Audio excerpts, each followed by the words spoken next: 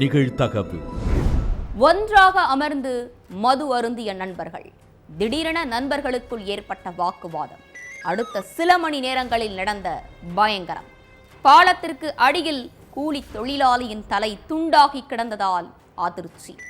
கூலி தொழிலாளியை வெட்டி போட்டுவிட்டு தப்பி ஓடிய கொலையாளிகள் சிக்கினார்களா? நடந்தது என்ன?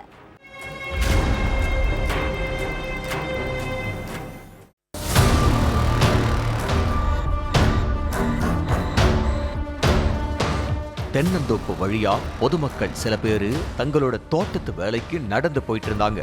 அப்ப தோப்புக்கு நடுவுல தலையில்லாத முண்டம் ரத்த வெள்ளத்துல கிடந்துச்சு. இத பார்த்து பதற்றமடைஞ்ச கிராம மக்கள் போலீஸ் ஸ்டேஷனுக்கு போன் பண்ணி தகவலை சொல்லி இருக்காங்க.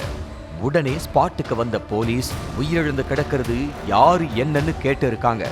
அதுக்கு அவரு இதே ஊரை சேர்ந்த சிவக்குமார்னு சொன்ன கிராம மக்கள் 3 நாட்களுக்கு முன்னாடி கூட நல்லா தான் சுத்திக்கிட்டு இருந்தான், இப்ப இவனை யாரு கொலை பண்ணி போட்டதுன்னு தெரியலன்னு சொல்லிட்டாங்க. அடுத்து கொலை செய்யப்பட்டவரோட தலை எங்க கிடக்குதுன்னு போலீஸ் தேட ஆரம்பிச்சாங்க. அப்போ 1 கிலோமீட்டர் தூரத்துல உள்ள ஒரு ஆற்று பாலத்துக்கு கீழே தலை கிடந்திருக்கு. உடனே அங்க போன போலீஸ் தலையை மீட்டு சடலத்தை போஸ்ட்மார்ட்டத்துக்கு அனுப்பி வச்சாங்க.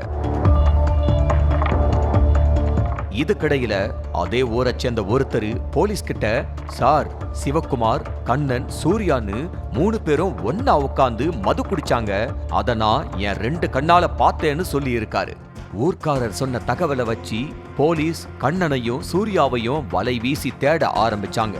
அதுக்காக முதல்ல அங்குள்ள சிசிடிவி காட்சிகளை எல்லாத்தையும் எடுத்து ஆய்வு செஞ்சாங்க. அப்ப கண்ணனும் சூர்யாவும் வக்கம்பட்டி கிராம வழியா நடந்து போன காட்சிகள் பதிவாகி இருந்துச்சு. அதுக்கடுத்து 2 பேரோட செல்போன் சிக்னலை வச்சு அதே ஏரியாவில் உள்ள வீட்டுல பதுங்கி இருந்த கண்ணனையும் சூர்யாவையும் பிடிச்சு விசாரணையில இறங்குனாங்க. மைக்கேல் பட்டியை சேர்ந்த 38 வயசான சிவக்குமார் கூலி தொழிலாளியா வேலை செஞ்சிட்டு இருந்தாரு. இவருக்கு கல்யாணம் ஆகலன்னு சொல்லப்படுது. தாய் தந்தையோட அரவணைப்புல தான் இவர் வாழ்ந்துட்டு இருந்திருக்காரு. அது மட்டும் இல்லாம மது போதைக்கு அடிமையான சிவக்குமார் வேண்டாத சேர்க்கையினால சரியா வேலைக்கு போகாம ஊதாரியா ஊர் சுத்திக்கிட்டு இருந்திருக்காரு.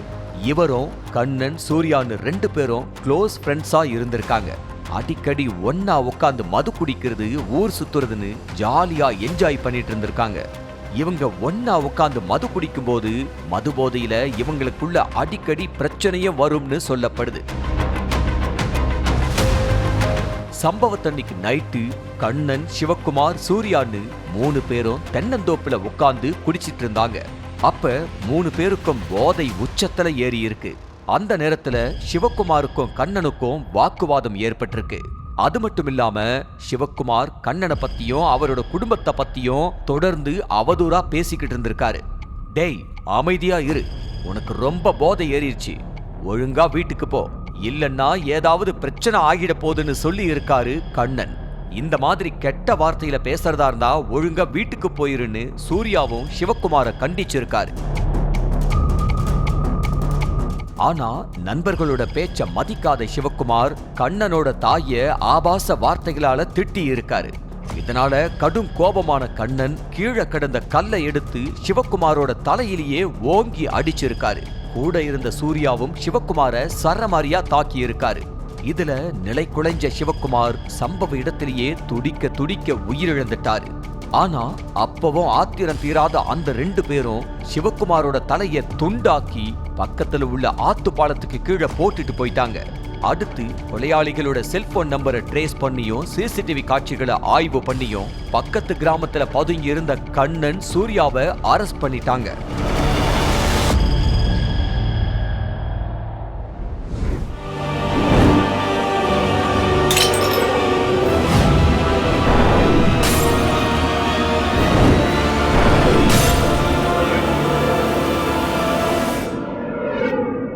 நிகழ்தகவு.